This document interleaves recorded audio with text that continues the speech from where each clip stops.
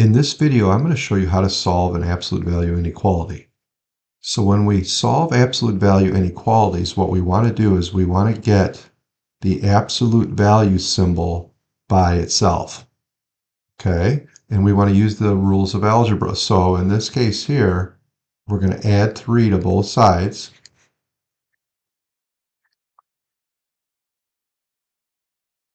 So when we add 3 to both sides, we would get 5 times the absolute value of x minus 9. Negative 3 plus 3 is 0 is greater than 15. And then we want to divide both sides by 5 because, again, we're isolating the absolute value symbol. So the 5's would cancel, and we would get the absolute value of x minus 9 is greater than 3.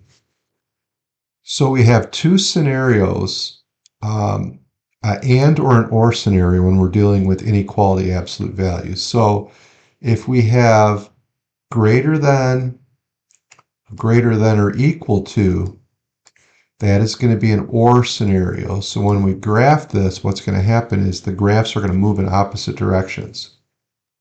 If we have a less than or equal to, this is going to be an and scenario, and the graphs are going to move towards each other and they're going to intersect each other.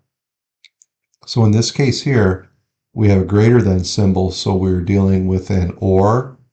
So when we graph this on this number line, they're going to be moving in opposite directions.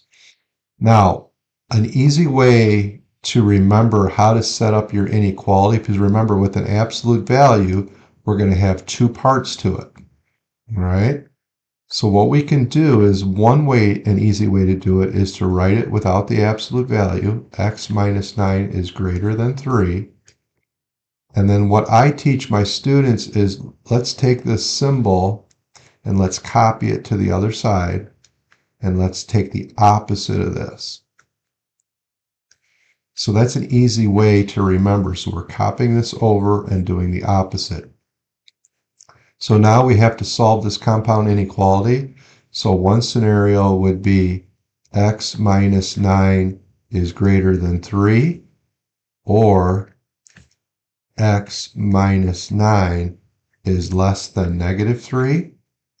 So we're going to solve this. We're going to add 9 to both sides.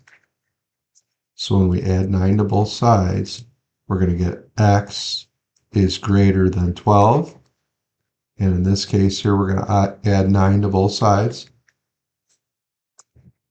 And we're going to get x is less than 6. So we have an or scenario, so we have x greater than 12. So if we were going to graph this on a number line, let's put 12 here. X greater than 12, so we're going to have an open circle at 12 and all the values of x that are greater than 12. So we're going to shade this way. X less than 6, so we're going to have an open circle at 6. And we want all the values of x that are less than 6, so we're going to shade that way. So that's how you would do a compound or a absolute value inequality, and we'll show you another example next. In this example, what I'm going to do is I'm going to do an and scenario. Because we have the less than or equal to, this is going to be an and scenario, and my graphs are going to intersect each other. All right? So, same thing as last time. What we want to do is we want to isolate the absolute value. So how do we do that? Well, we're going to subtract 2 from both sides. So when we subtract 2 from both sides, we would get 5 times the absolute value of 2x plus 4 is less than or equal to 32 minus 2 is 30. And then we have to isolate this. So we're going to divide both sides by 5. So when we divide both sides by 5, we get the absolute value of 2x plus 4 is less than or equal to 6. All right, so same as last problem. What we're going to do is we're going to use the technique. We're going to remove the absolute value symbol, and we're going to write out the inequality. So what we do is we take the symbol and we're going to copy it to this side. So copy it in the same direction, and we're going to do the opposite of 6. We do -6. So one scenario we have is that 2x plus 4 is less than or equal to 6, and 2x plus 4 is greater than or equal to -6. Okay, so we're going to solve this. So we're going to minus 4 from both sides. So if we minus 4 from both sides, we're going to get 2x is less than or equal to 2, and divide both sides by 2.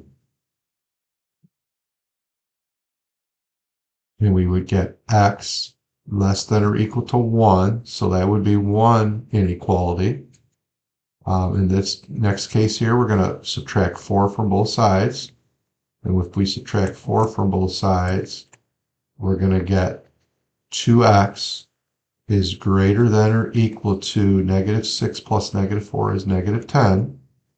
Divide both sides by 2, and we're going to get x is greater than or equal to -5.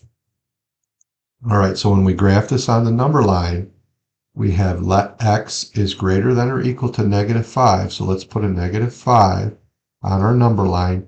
Greater than or equal to means we're going to have a solid dot now. Oops. And then x less than or equal to 1, we're going to have a solid. And now the intersection of the two, we're going to graph in between here. So this is how we would do an and scenario when we have less than or equal to. Okay, so I hope that was helpful for you. Thanks for watching. Please like and subscribe.